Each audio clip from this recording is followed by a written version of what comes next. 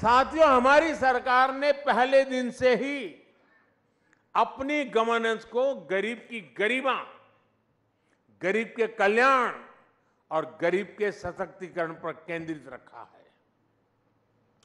खुले में शौच करना, सड़क पर सोना, गंदा पानी पीना, धुएं में जीवन बिताना, अंधेरे में रहना, ये जीवन कोई शौक से नहीं जीता था। परिवार का सदस्य बीमारी के कारण बिस्तर पर पड़ा हो, मदद के बदले ठोकरें मिलती हो, कोई रास्ता न सूझे, यही स्थिति थी। आप सोचिए, आए दिन अपमान कैसे कितने घूंट गरीबों को पीने पड़ते थे। यहां बैठे बहुत से शायद जीवन की कल्पना भी नहीं कर सकते हैं कि कैसा जीवन था, लेकिन मैं ये सब कुछ अनुभव करके यहां पहुंचा हूं। मैं उस जिंदगी को जी करके आया हूं, इसलिए मुझे किताबों में नहीं पढ़ना पड़ता और न ही कैमरा के माध्यम से वीडियो शूट करके देखना पड़ता है।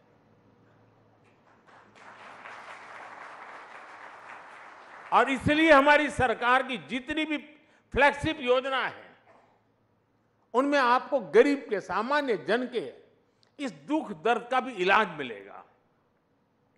जिसको किसी ने नहीं पूछा, उसको मोदी ने पूजा है। साथियों, आप में से बहुत लोगों को पता नहीं होगा कि एक बैंक खाता खोलने के लिए भी गरीब से गारंटी मांगी जाती थी। लोन की बात तो छोड़ दीजिए, देश के एक बड़ी आबादी जो भूमिहीन थी, उसे भी ऐसे ही छोड़ दिया गया था। 80% से अधिक किसान जिनके पास 2 एकड़ भी जमीन नहीं थी, उन्हें भी अपने नसीब पर छोड़ दिया गया था। करोड़ों नौजवानों के लिए बैंक के दरवाजे बंद थे, क्योंकि उनके पास भी गारंटी नहीं थी। जिनके पास किसी को देने के लिए कोई गारंटी नहीं, उनकी गारंटी मोदी ने ले ली। इसी भावना ने मुद्रा योजना को जन्म दिया।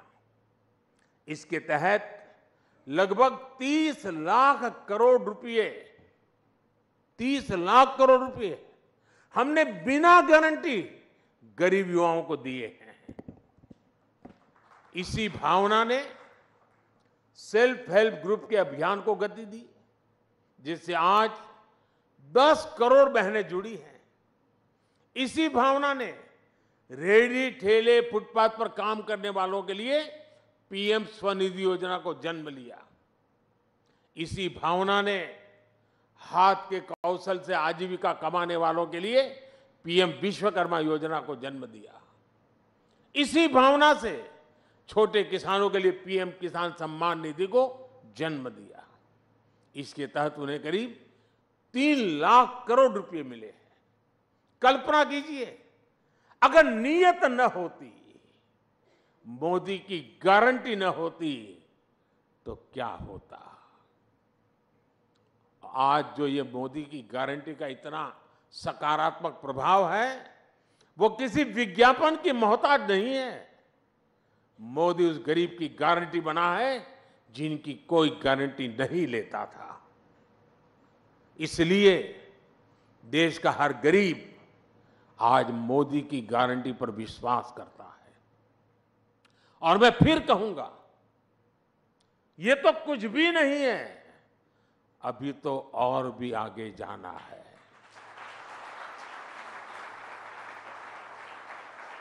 साथियों, हमारे देश में लंबे समय तक राजनीतिक उपेक्षा का बहुत बड़ा शिकार देश का मिडिल क्लास भी रहा है। आप में से ज्यादातर मेरी बात से कोरिलेट कर पाएंगे। मिडिल क्लास का मतलब है वो वर्ग जो कठिनाइयों से लड़कर आगे तो आ गया, लेकिन उसके आगे सपनों और आकांक्षाओं का एक विशाल संसार होता है। लेकिन मिडिल क्लास के सामने पहले चुनौतियां भी कम नहीं थी। टैक्स का जंजाल, बच्चों की पढ़ाई का दायित्व, उन्हें अपने से बेहतर बनाने का तनाव, हर छोटे बड़े काम के लिए सरकारी दफ्तरों के चक्कर, महंगे लोन का बोझ, एक तरह से पहले जीवन के हर दायरे में समस्याएं ही समस्या थी। ऐसे में मिडिल क्लास का जीवन 3 जरूरतों के इर्द गिर्द सिमट जाता था। एक, अपना घर बनाना, दूसरा, बच्चों की शादी हो जाए, और तीसरा, बच्चों को कहीं नौकरी मिल जाए।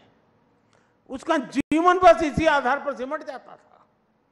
पिछले 10 वर्षों में हमने मिडिल क्लास को मुसीबतों में बांधने वाली हर बेड़ी को तोड़ दिया है। पहले 2 लाख की इनकम पर टैक्स लग जाता था, अब 7 लाख की इनकम भी टैक्स फ्री है। जीएसटी की वजह से लोगों के करीब साल भर में 45,000 करोड़ रुपया बचे हैं। बीते 10 वर्षों में होम लोन पर इंटरेस्ट रेट भी कम हुए हैं, पर्सनल लोन के इंटरेस्ट रेट भी कम हुए हैं। पीएम सुकन्या समृद्धि जैसी योजनाओं का लाभ सबसे ज्यादा मध्यम वर्ग को मिल रहा है। साथियों, मध्यम वर्ग का एक बहुत बड़ा सपना होता है बच्चे की अच्छी पढ़ाई। इस दिशा में भी पहले की सरकारों ने मध्यम वर्ग की आकांक्षाओं का ध्यान नहीं रखा। आज हमारी सरकार देश में तेजी के साथ एजुकेशन इंस्टीट्यूट खोल रही है। बीते 10 साल में हर दिन भारत में 2 नए कॉलेज बने, प्रतिदिन डेली 2 नए कॉलेज, और हर हफ्ते एक नई यूनिवर्सिटी बनी है। देश में रिकॉर्ड संख्या में नए आईआईटी, आईआईएम्स और मेडिकल कॉलेज खुले हैं। 2014 तक देश में 400 से भी कम मेडिकल कॉलेज थे, लेकिन उनकी संख्या 10 साल में 700 तक पहुंच गई है। 2014 में पूरे देश में सिर्फ 50,000 एमबीबीएस सीट थी। आज देश में एमबीबीएस सीटों की संख्या बढ़कर 1 लाख से ज्यादा हो गई है। मेडिकल में पीजी की सीटें भी 2 गुनी से ज्यादा हो चुकी है। सरकार ने स्थानीय भाषा में मेडिकल और इंजीनियरिंग की पढ़ाई का जो निर्णय लिया है, उसका भी फायदा मध्यम वर्ग के बच्चों को मिला है। हमारे मिडिल क्लास परिवारों के हजारों करोड़ रुपए अपने बच्चों को बाहर किसी देश में पढ़ाने में खर्च हो जाते थे। ये पैसे बचे, इस दिशा में भी हमारी सरकार काम कर रही है।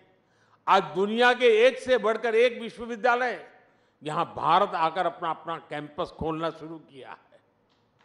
फॉरेन यूनिवर्सिटीज की मदद के लिए सरकार ने नियमों में भी बदलाव किया है। साथियों, बीते 10 साल में जो नए सेक्टर खोले गए हैं, उन्होंने भी मध्यम वर्ग के बच्चों के लिए आगे बढ़ने के नए रास्ते बनाए हैं। स्पेस सेक्टर हो, स्टार्टअप हो, ड्रोन और मैपिंग सेक्टर हो, इन सबको नौजवानों के लिए खोल दिया गया है। डिफेंस सेक्टर में भी रिफॉर्म करने से हमारे नौजवानों को नए अवसर मिल रहे हैं। स्पोर्ट्स सेक्टर में भी हमने जो आधुनिक इंफ्रास्ट्रक्चर बनाया था, ट्रांसपेरेंसी पर जो काम किया, उसने भी नौजवानों के लिए नए अवसर बनाए हैं। अभी हमने जो पीएम सूर्यघर मुफ्त बिजली योजना शुरू की है, उससे भी बड़ी संख्या में रोजगार और स्वरोजगार के नए अवसर बनने वाले जा रहे हैं। और उसके कारण मध्यम वर्ग का बिजली का बिल 0 होने वाला है। मध्यम वर्ग का एक और बड़ा सपना होता है शहर में अपना घर। लेकिन आप जानकर हैरान रह जाएंगे कि शहर में रहने वाले मिडिल क्लास के लिए पहले की सरकारों में एक भी योजना नहीं थी। मध्यम वर्ग के घरों के लिए पहली योजना अगर किसी सरकार ने बनाई तो हमारी सरकार ने बनाई। हमने मध्यम वर्ग के लोगों को घर के लोन में सब्सिडी दी, ब्याज में राहत दी। इस पर करीब 50,000 करोड़ रुपए हमने खर्च किए। इसका भी बहुत बड़ा लाभ मिडिल क्लास परिवारों को मिला है। उनके अपने घर का सपना पूरा हुआ है। साथियों, दिल्ली एनसीआर के लोग जानते हैं कि पहले की सरकारों के समय कितने फ्लैट फंस गए थे। लोग किराए के घरों में रहते थे, ईएमआई भी भरते थे और अपने घर के पूरा होने के इंतजार में जीवन पूरा कर रहे थे। मिडिल क्लास के इन परिवारों की भी पहले किसी सरकार ने सुनी नहीं थी। हमारी सरकार 25,000 करोड़ रुपए की व्यवस्था करके ऐसे अधूरे प्रोजेक्ट को पूरा करवा रही है ताकि मिडिल क्लास के परिवार को उसका अपना घर मिल जाए, उसने जो इन्वेस्टमेंट किया है उसको मकान मिल जाए।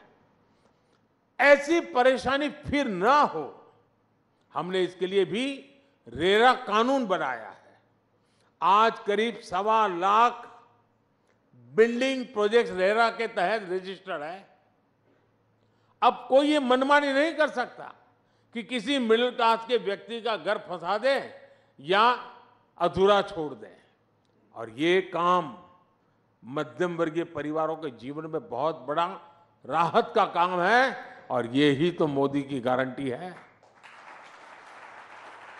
साथियों, मोदी सिर्फ शहर में ही नहीं, गांव में रहने वाले लोगों की संपत्तियों की भी चिंता कर रहा है। गांव में प्रॉपर्टी के कागज ना होने की वजह से लोगों की जिंदगी कचहरी के चक्कर काटने में ही गुजर जाती है। जमीन को लेकर झगड़े ना हो, कचहरी का चक्कर ना लगे, गांव की प्रॉपर्टी पर लोन मिले, इन बातों को ध्यान रखकर स्वामित्व योजना चलाई जा रही है। बड़ी बड़ी इंटरनेशनल एजेंसी कहती हैं कि लोगों के पास उनकी प्रॉपर्टी के राइट्स होना किसी भी देश के विकास के लिए बहुत जरूरी है। स्वामित्व योजना के तहत हमने करोड़ों परिवारों को उनके लैंड टाइटल दिए हैं।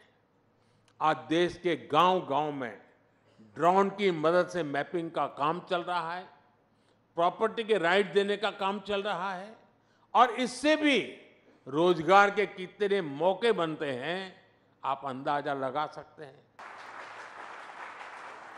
अगले 5 साल में भारत वो पायलट बनेगा जो ग्लोबल फ्लाइट को नई बुलंदी की तरफ ले जाएगा। अगले 5 साल अनप्रेसिडेंटेड ट्रांसफॉर्मेशन के होंगे। अगले 5 साल अनप्रेसिडेंटेड ग्रोथ के होंगे। अगले 5 साल अनप्रेसिडेंटेड एक्सपांशन के होंगे। अगले 5 साल अनप्रेसिडेंटेड प्रॉस्पेरिटी के होंगे। और ये मोदी की गारंटी है। आपने मुझे अपनी बात रखने के लिए सबके बीच बुलाया, मैं आपका बहुत बहुत आभारी हूं। बहुत बहुत धन्यवाद।